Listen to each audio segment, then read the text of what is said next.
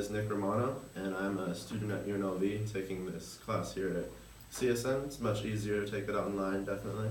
But today I want to tell you all about how to tie a tie. So when you go onto Google and search how to, one of the first things that pops up in the search engine is how to tie a tie.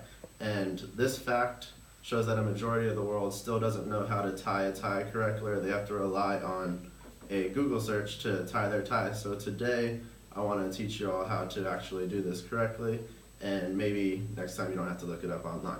So the reason I'm qualified for this is because I have been working at Mandalay Bay concierge for about a year now, and so I have to wear a tie 5 days a week. So it's kind of became second nature. Before then I had no clue how to tie a tie.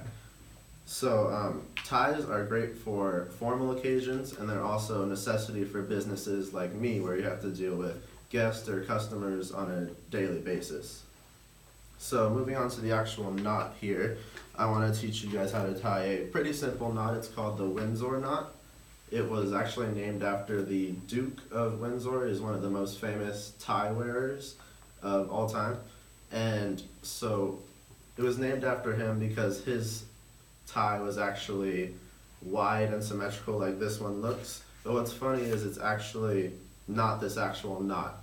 He had a four-in hand knot that was just specially made. The tie was custom made thicker than the average tie to make it look like a thicker knot, but it was just a simple four-in hand knot. So this Windsor knot just mimics that look. So let's go on to the actual steps of tying a tie. You want to make sure everything is straight here, and the wider end goes over the right hand side of your body, and this skinnier end wants to go over the left hand side. So since I'm a little shorter than some people, it usually would go up to the waist, this left hand side, but I have to pull it up a little bit more to make sure everything's even here.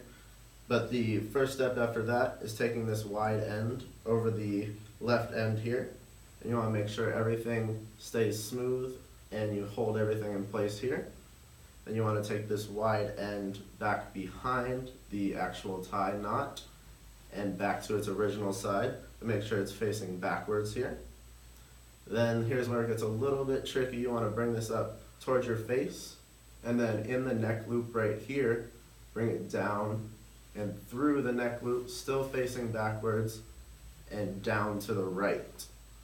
And then next step would be same as the first step, back over to the left hand side here, still holding everything in place here. You have a pretty thick knot here now, but after this step, again you want to come up through the neck loop here, and again it's in front of your face, and you'll see instead of coming back down and to the right again, you have a loop created right here. So you want to widen this a little bit softly with your finger, just enough for this to slide down through here. And then you can pull down, and then so it's not all the way up on my neck just yet, but you can hold onto the knot on both sides here, and with the skinny end back here, pull down, and it'll adjust up to your neck. And so now you don't want this flopping around while you're moving around on the job. So take this into the back loop here, stays all together, and then you're all set with the Windsor knot. And again, this is a great knot for intermediate style. It's not the most complex, but it definitely gets the job done. It's great for interviews and business occasions. And that is all I have for you. Thank you very much.